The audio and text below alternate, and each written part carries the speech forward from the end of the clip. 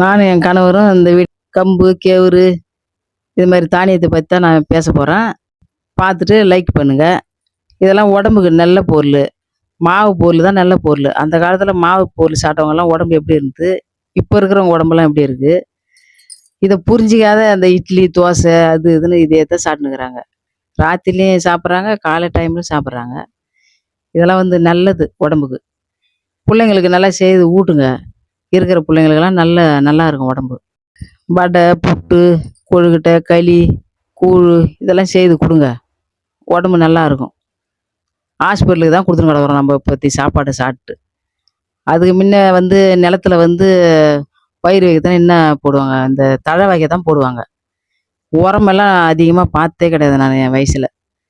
எங்க இருக்கிற மரம், மட்டை எல்லாத்தையும் வெட்டி போட்டு ஊற வச்சு, அத பதப்படுத்தி நெல்லு நடுவாங்க. நான் பார்த்துருக்கேன்.